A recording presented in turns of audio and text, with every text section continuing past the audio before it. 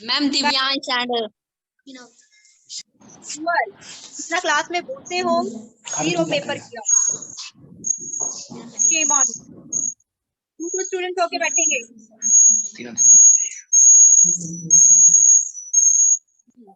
बातें करते हुए देखिए, मैं तभी की तभी लॉक आपको रिमूव करूंगी क्लास।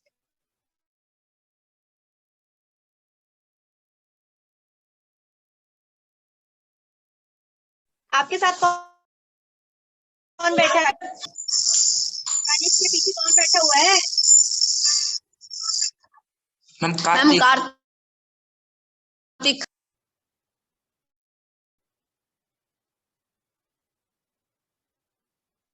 कार्तिक, आपके साथ कौन बैठा बेटा?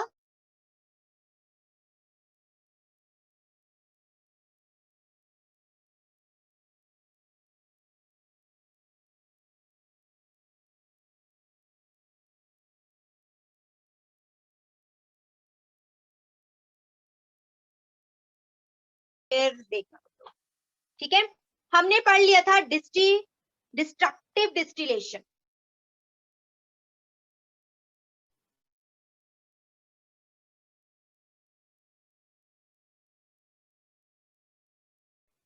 हमारे पास नंबर ऑफ प्रोडक्ट्स मिलते हैं।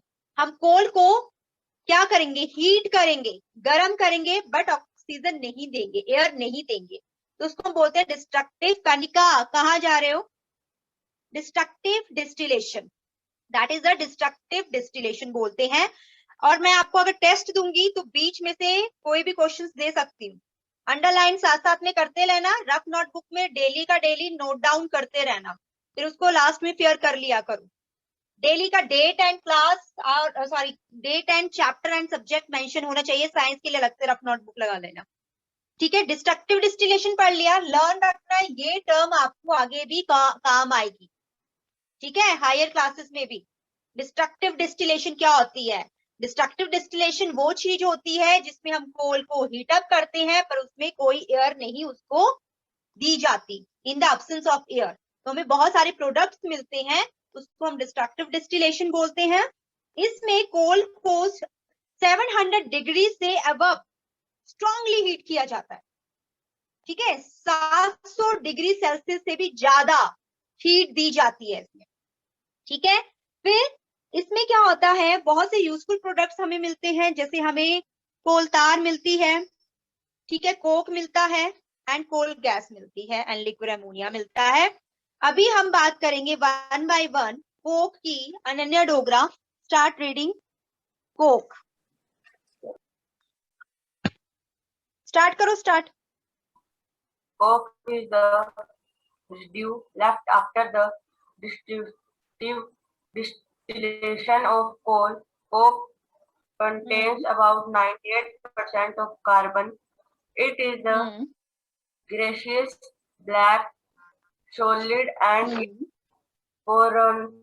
it is used as a domestic fuel. It burns without producing smoke and therefore it is considered a cleaner fuel and perfected to coal. It is also used in the extraction of metals like iron, copper and lead from their ores.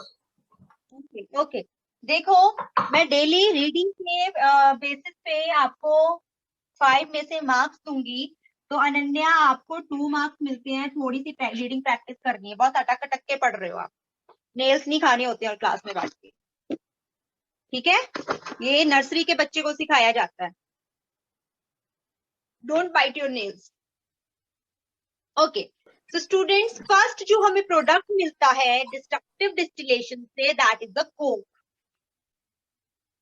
Coke बहुत porous होता है। Porous का मतलब समझते हो? भुरभुरा सा, ठीक है, भुरभुरा सा, दैट इज अ कोक। तो कोक जो होता है वो कैसे मिलता है हमें? जब हम डिस्ट्रक्टिव डिस्टिलेशन करते हैं ना स्टूडेंट्स, तो लास्ट में जब हम कोल की डिस्ट्रक्टिव डिस्टिलेशन करते हैं, destructive distillation in the absence of air, हम कोल को हीट अप करते हैं और हीट बहुत स्ट्रांगली करते हैं above the 700 degree Celsius. 700 degree Celsius से भी ज्यादा उसको गर्म किया जाता है, टेम्परेचर प्रोवाइड किया जाता है, उसको हीट अप किया जाता है, तो हमें डिस्ट्रक्टिव डिस्टिलेशन बोलते हैं उसको।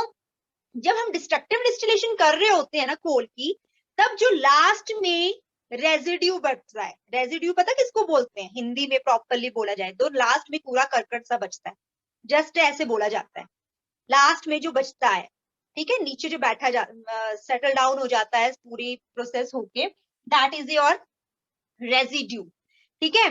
तो वो जो रेजिड्यू स्टूडेंट्स बचता है उसको हम कोक बोलते हैं। समझ में आ गया कोक क्या है? कोका कोला वाला कोक नहीं है, ठीक है, that is the Coke fuel, it's a fuel, ये फ्यूल है। फ्यूल क्या होता है? ईंधन, जिसको जलाने में काम लाया जाता है, जिससे हीट निकलती है, जिससे लाइट निकलती है, जिससे एनर्जी प्रोवाइड होती है हीट की फॉर्म में, दैट इज अ फ्यूल, ठीक है। तो स्टूडेंट्स ये कोक जो है ये रेजिड्यू है, और ये रेजिड्यू कब कैसे मिलता है हमें? जब हम कोल की डिस्ट्रक्टिव डिस्टिलेशन करते हैं तब हमें कोक मिलता है। अच्छा, ये कोक क्या है? कोक जो होता है ना स्टूडेंट, 98% कार्बन होता है इसमें, सबसे ज्यादा कार्बन, ग्रेफाइट से भी ज्यादा, एंथ्रासाइट से ज्यादा। एंथ्रासाइट में 85% है। हम बोलते थे सबसे अच्छा कोल का जो टाइप्स हमने पढ़े थे एंथ्रासाइट पढ़ी थी, बट इसमें जो है 98% कार्बन होता है, इतना ज्यादा कार्बन प्रेजेंट होता है इसमें, ठीक है। नन्हे डोगरा फेसेस नहीं बनाने हैं यहाँ पे, अंडरलाइन करते हैं, ठीक है। तो दैट इज 98% कार्बन होती है इसमें, अंडरलाइन करेंगे, इट्स मोस्ट इंपॉर्टेंट लाइन। अच्छा, ये किसी कलर का होता है? ग्रेश सॉलिड होता है,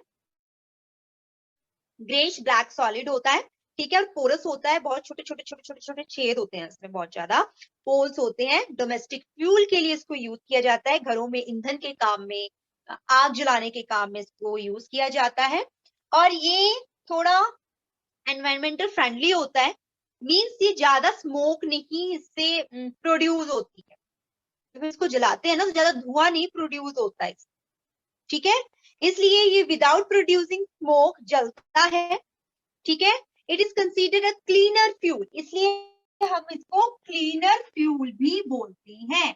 cleaner fuel, right down in your rough notebook, आपसे पूछा जा सकता है what is a cleaner fuel, आपको 2-3 उसमें ऑप्शंस दिए जाएंगे, तो coke is known as a cleaner fuel, ठीक है, इसको हम क्लीनर फ्यूल बोलते हैं। क्लीनर, क्लीन से मतलब साफ सुथरा, क्यों? क्योंकि इसमें कोई धुआं नहीं निकलता है,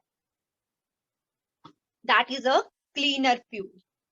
सबने लिखना है, ठीक है, ओके। अभी मैम यस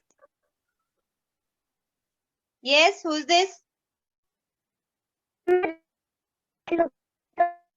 बेटा चैट बॉक्स में अब लिखिए, मुझे आवाज नहीं समझ में आ रही है, चैट बॉक्स में लिखेंगे, मुझे नहीं समझ में आ रहा।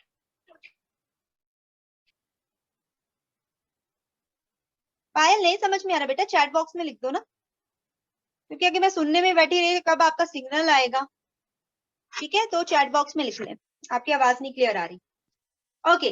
तो इसको क्लीनर फ्यूल बोला जाता है, ठीक है, एंड इसको कोल से ज्यादा प्रेफर किया जाता है, ठीक है, कोक को ज्यादा प्रेफर किया जाता है, और it is also use in the, आपको पूछा जा सकता है कि कोक की यूजेस क्या है, तो अंडरलाइन कर लेंगे, the uses of the coke, ये coke is used in the extraction of metals, metals की एक्सट्रैक्शन, जब उनको हम उनके ओर से अलग करते हैं, ठीक है, उनके ओर से हम मेटल्स को अलग करते हैं, तो उसमें ये कोक का यूज होता है, मेनली हीटअप करने के लिए यूज होता है, ठीक है।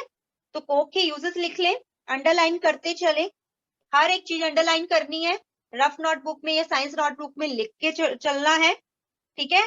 वैसे लिख लेना चैप्टर 9 और जो भी आज के टॉपिक्स हैं 1-1 लाइन करके लिखते चला करो, जिसको मैं इंपॉर्टेंट बोलती हूँ उसको ऐसे स्टार लगा लिया करो, ठीक है। तो कोक समझ में आ गया, रेजिड्यू होता है ये रेजिड्यू मिलता है जब हम कोल की डिस्ट्रक्टिव डिस्टिलेशन करते हैं। सेकेंड थिंग, इसमें 98% कार्बन होता है, इसलिए, और इसको हम क्लीन फ्यूल भी बोलते हैं क्योंकि इससे स्मोक प्रोड्यूस नहीं होता है जब हम इसको जलाते हैं। ठीक है, शानवी फोन के कैमरे से टच नहीं करना है। एंड अक्षय, सबने लिख लिया? ठीक है, Yes. Next Yes. Shivani 1087 next पढ़ेंगे कोल तार। कोल तार शिवानी 1087 शिवानी स्टार्ट करो बेटा। Coal tar is a black colored liquid with a pleasant smell. It is a mixture of a number of compounds that are separated by fractional distillation. These compounds are useful in making products for daily life such as dyes, medicines, insecticides, fungicides, paints, perfumes, explosives, and motorboats. Okay, good good, 4 marks out of 5। Good Shivani. ठीक है, तो students कोल तार क्या होती है? कोल तार एक black colour का थिक सा लिक्विड होता है। ठीक है, थिक लिक्विड ब्लैक कलर का, बहुत गंदी स्मेल आती है उससे, अनप्लीजेंट स्मेल होती है। ठीक है, और इसमें बहुत सारे मिक्सचर ऑफ कंपाउंड्स होता है। ठीक है, नंबर ऑफ कंपाउंड्स प्रेजेंट होते हैं। ठीक है, number of compounds, it is a mixture of a number of compounds, बहुत सारे कंपाउंड्स का मिक्सचर होता है ये कोल तार। ठीक है, कोल तार में बहुत सारे कंपाउंड्स आते हैं। फिर क्या बोल रहा है, इन कंपाउंड्स को हम कैसे सेपरेट करते हैं? बाय अ फ्रैक्शनल डिस्टिलेशन। तो स्टूडेंट्स ये इंपॉर्टेंट है, फ्रैक्शनल डिस्टिलेशन क्या होता है? फ्रैक्शनल डिस्टिलेशन जो होता है ये एक ऐसी प्रोसेस है जिसमें हम मिक्सचर में से सारे कंपोनेंट्स को अलग कर देते हैं। ठीक है, कंपोनेंट्स को अलग कर देते हैं एंड उनका जो बॉइलिंग पॉइंट का डिफरेंस होता है कंपोनेंट्स का, वो ज्यादा नहीं होता, थोड़ा थोड़ा होता है। ठीक है, लिक्विड मतलब फ्रैक्शनल डिस्टिलेशन हम किस में करते हैं? ऐसे लिक्विड्स के में हम फ्रैक्शनल डिस्टिलेशन करते हैं कि एक बहुत सारा कंपाउंड है, मिक्सचर ऑफ कंपाउंड है। ठीक है, और उनमें बॉइलिंग पॉइंट जो है वो थोड़ा थोड़ा अंतर है उनके बॉइलिंग पॉइंट, तब हम फ्रैक्शनल डिस्टिलेशन यूज करते हैं। ठीक है, जब हायर क्लासेस में जाओगे आप प्रैक्टिकल भी करोगे फ्रैक्शनल डिस्टिलेशन पे, पर थोड़ा थोड़ा हम समझ के चलें, ताकि जब हम नई बार सुने, दूसरी बार सुने, तो हमें पता हो हमने थोड़ा बहुत इसके बारे में पढ़ा है। ठीक है, तो फ्रैक्शनल डिस्टिलेशन क्या होता है बेटा? ये एक ऐसा डिस्टिलेशन है जिसमें हम सेपरेट करते हैं चीजों को जो मिक्सचर में प्रेजेंट होती है, उनमें कंपोनेंट्स को हम सेपरेट करते हैं। उन कंपोनेंट्स का जो बॉइलिंग पॉइंट होता है उनमें थोड़ा थोड़ा डिफरेंस होता है, ज्यादा डिफरेंस नहीं होता। ठीक है, अच्छा, फ्रैक्शनल डिस्टिलेशन से हम कोल तार में जो कंपोनेंट्स प्रेजेंट है, कंपाउंड्स प्रेजेंट है, उसको अलग कर दिया।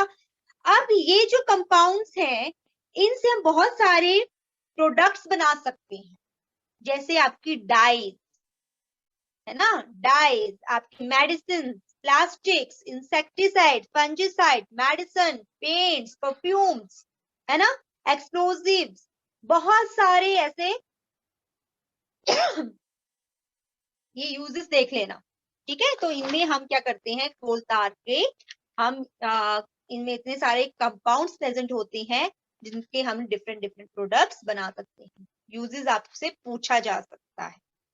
ठीक है, आपसे ये भी पूछा जा सकता है हम किस प्रोसेस से कोल तार में जो डिफरेंट कंपाउंड्स होते हैं उसको अलग करते हैं, तो आप बोलोगे हम उसमें हम क्या करते हैं, फ्रैक्शनल डिस्टिलेशन करते हैं। ओके, नेक्स्ट चलते हैं, कोल गैस के बारे में पढ़ेंगे हम। यस दिव्यांशी कश्यप रीड करेंगे कोल गैस, फटाफट करना Yes, बेटा। ma'am. Coal gas is also obtained during destructive distillation of coal. It is a mixture of hydrogen, methane, carbon dioxide, and other gases. It was previously used as a coal as a fuel in domestic cooking, street lighting, and heating purpose. However, nowadays most of these applications are taken up by natural gas. Okay, अब कोल gas क्या है?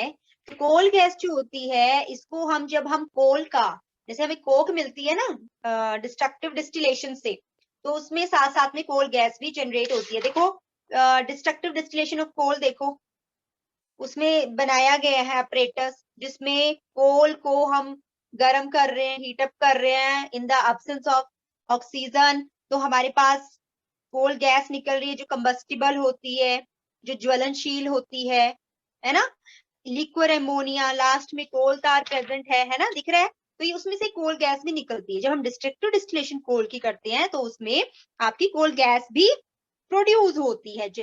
तो कोल gas क्या है, तो कोल gas underline कर लेंगे, ये मिक्सचर होता है जिसमें हाइड्रोजन भी प्रेजेंट होती है, मीथेन भी प्रेजेंट होती है, कार्बन मोनोऑक्साइड भी होती है और बहुत सारी और गैसेस भी होती हैं। ठीक है, डोमेस्टिक कुकिंग में इसको यूज करते हैं, स्ट्रीट लाइटिंग यूजेस आ सकते हैं आपको। ठीक है, तो यूजेस ध्यान में रखना कि कौन सी चीज कहाँ पे यूज होती है। नेक्स्ट करेंगे हम एमोनिकल लिक्विड, फटाफट यामिनी पढ़ेंगे। हाँ, किसने पढ़ा? दिव्यांशी, गुड बेटा, मैंने 4 मार्क्स दिए आपको, अच्छी रीडिंग की है, बट थोड़ा ध्यान से देखा करो, थोड़ी मैंने से। हाँ यामिनी माइक ऑन करके रीड करो। Ammonical liquid. Certain ammonia compounds are also formed during this process. They get dissolved in the water and make ammonia liquid, ammonium hydroxide. It is used to make fertilizers like ammonium sulfate and ammonium superphosphate. अच्छा, अभी ये क्या करना है, एमोनिकल liquid भी हमें destructive distillation of coal से मिलती है। ठीक है, इसमें क्या होता है, certain ammonium compounds are also fuelled during this process. यही डिस्ट्रक्टिव डिस्टिलेशन प्रोसेस के थ्रू कुछ एमोनियम कंपाउंड्स भी बनते हैं जिनको वाटर में डिसॉल्व करके उनको हम एमोनिकल लिक्विड बोलते हैं। जब हम पानी में किसी चीज को डिसॉल्व करते हैं ना, तो वो लिक्विड फॉर्म में डिसॉल्व हो जाते हैं, दैट इज अ लिक्विड। तो लिक्विड एमोनिकल मिलता है जिसको हम एमोनियम हाइड्रोक्साइड भी बोलते हैं। ठीक है, ये एमोनियम हाइड्रोक्साइड जो होता है उसको फर्टिलाइजर्स में भी यूज किया जाता है। ठीक है, कुछ फर्टिलाइजर्स जैसे ammonium sulphate and ammonium superphosphate, इस तरह के फर्टिलाइजर्स पढ़ा ना हमने, क्रॉप प्रोडक्शन में फर्टिलाइजर्स क्या होते हैं, भूल गए हो कि पढ़ा है ना फर्टिलाइजर्स?